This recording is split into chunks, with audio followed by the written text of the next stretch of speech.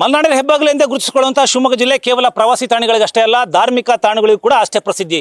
ನಾಡಿನ ಶಕ್ತಿ ಪೀಠಗಳಲ್ಲಿ ಒಂದಾಗಿರುವಂತಹ ಸಿಂಗಂದೂರು ಇರುವಂಥದ್ದು ಮಲೆನಾಡಿನ ಈ ಒಂದು ಸಾಗರದ ಮಡ್ನಲ್ಲಿ. ಇಲ್ಲಿ ಪ್ರಮುಖವಾಗಿ ಶರಾವತಿ ನದಿಗೆ ಏನು ಲಾಂಚ್ ಮೂಲಕ ಜನ ಪ್ರಯಾಣ ಮಾಡಬೇಕಾಗಿತ್ತು. ಮುಳುಗಡೆ ಪ್ರದೇಶದ ಜನರು ಲಿಂಗನಮಕ್ಕಿಯ ಹಿನ್ನೀರಿನಲ್ಲಿ ಏನು ಸಮಸ್ಯೆ ಆಗುತ್ತೆ ಸಂಪರ್ಕಕ್ಕೆ, ಅವ್ರನ್ನೆಲ್ಲ ಏನು ತೊಂದರೆ ಅನುಭವಿಸ್ತಾರೆ, ಅವೆಲ್ಲವಕ್ಕೂ ತೊಂದರೆಗೆ ಮುಕ್ತಿ ನೀಡುವಂಥ ನಿಟ್ಟಿನಲ್ಲಿ ಈಗಾಗಲೇ ಕೇಂದ್ರ ಸರ್ಕಾರ ಆರಂಭಿಸುವಂಥ ಮತ್ತೆ ಶುರು ಮಾಡುವಂಥ ಬ್ರಿಡ್ಜ್, ಕೇಬಲ್ ಬ್ರಿಡ್ಜ್, ದೇಶದ 2ನೇ ಅತಿ ದೊಡ್ಡ ಉದ್ದನೆಯ ಕೇಬಲ್ ಬ್ರಿಡ್ಜ್ ಈಗಾಗಲೇ ನಿರ್ಮಾಣಗೊಂಡು ಲೋಕಾರ್ಪಣೆಗೆ ಸಿದ್ಧಗೊಂಡಿರುವಂಥದ್ದು. ನಾನೀಗ ಪ್ರಸ್ತುತ ಈ ಒಂದು ಬ್ರಿಡ್ಜ್ನ ಮೇಲ್ಭಾಗದಲ್ಲಿದ್ದೀನಿ. ಬನ್ನಿ ಈ ಒಂದು ಬ್ರಿಡ್ಜ್ನ ಮೇಲ್ಭಾಗದಲ್ಲಿರುವಂಥ ಒಂದು ಚಿತ್ರಣ ನಿಮಗೆ ತೋರಿಸ್ತೀನಿ. ದೇಶದ ಅತಿ ದೊಡ್ಡ 2ನೇ ಏನು ಕೇಬಲ್ ಬ್ರಿಡ್ಜ್ ಅಂತ ಹೇಳಲಾಗುತ್ತೆ. ಇದು 470 ಕೋಟಿ ವೆಚ್ಚದಲ್ಲಿ ನಿರ್ಮಾಣ ಆಗಿರುವಂಥ ಒಂದು ಬ್ರಿಡ್ಜು.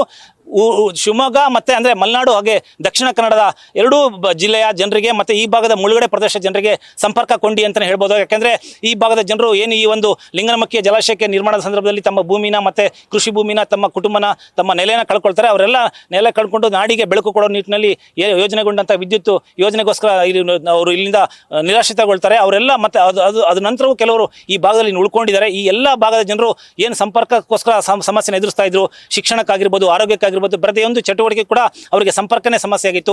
ಲಾಂಚ್ ಮೂಲಕ ಅವರು ಈ ಒಂದು ಭಾಗದಲ್ಲಿ ಪ್ರಯಾಣ ಮಾಡಬೇಕಾಗಿತ್ತು. ಲಾಂಚ್ ಕೂಡ ಕೆಲವು ಸಂದರ್ಭದಲ್ಲಿ ಅವರಿಗೆ ಅನುಕೂಲ ಸಂದರ್ಭದಲ್ಲಿ ಸಿಗದಿರೋ ಕಾರಣ ಸಾಕಷ್ಟು ಸಮಸ್ಯೆಯನ್ನು ಕೂಡ ಎದುರಿಸಬಹುದು. ಇವೆಲ್ಲ ಸಮಸ್ಯೆಗೆ ಮುಕ್ತಿ ನೀಡೋಕ್ಕೋಸ್ಕರ, ಇವೆಲ್ಲ ಸಮಸ್ಯೆನ ನಿವಾರಣೆ ಮಾಡೋಕ್ಕೋಸ್ಕರ ಕೇಂದ್ರ ಸರ್ಕಾರ ಭೂ ಸಾರಿಗೆ ಇಲಾಖೆ ಈಗಾಗಲೇ 470 ಕೋಟಿ ವೆಚ್ಚದಲ್ಲಿ 2.1 ಕಿಲೋಮೀಟರ್ ಉದ್ದದ ಒಂದು ಏನು ನಿರ್ಮಾಣ ಮಾಡಿದೆ ಸೇತುವೆ. ಈಗಾಗಲೇ ಸೇತುವೆ ಕಾರ್ಯ ಸಂಪೂರ್ಣ ಮುಗಿದಾಗಿದ್ದು 2019 ಡಿಸೆಂಬರ್ ಆರಂಭಗೊಂಡ ಸೇತುವೆ ನಿರ್ಮಾಣ ಕಾರ್ಯ ಈಗಾಗಲೇ ಬಹುತೇಕ ಮುಕ್ತಾಯಗೊಂಡಿದ್ದು ಕೆಲವೇ ಕಾಮಗಾರಿ ಬಾಕಿ ಇರುವುದು ತಾವಿಲ್ಲಿ ಗಮನಿಸ್ತಾ ಇರ್ಬೋದು. ಇಷ್ಟೊಂದು ದೊಡ್ಡ ಬ್ರಿಡ್ಜ್ನ ಈ ಕೇಬಲ್ ತಂತ್ರಜ್ಞಾನ ಬಳಸ್ಬಿಟ್ಟು ನಿರ್ಮಾಣ ಮಾಡಿರೋಂಥದ್ದು ನಿಜವಾಗ್ಲೂ ಇಂಜಿನಿಯರಿಂಗ್ ತಂತ್ರಜ್ಞಾನಕ್ಕೆ ಒಂದು ದೊಡ್ಡ ಸವಾಲು ಅಂತಲೇ ಹೇಳ್ಬೋದು. ಯಾಕೆಂದರೆ ದೊಡ್ಡ ಸವಾಲಾಗಿತ್ತು. ಇದನ್ನೆಲ್ಲ ಸವಾಲುಗಳನ್ನು ಮೆಟ್ಟಿ ಈ ಒಂದು ನಿರ್ಮಾಣಗೊಂಡಿರುವಂಥದ್ದು ಈಗಾಗಲೇ ಲೋಕಾರ್ಪಣೆಗೊಂಡಿದೆ.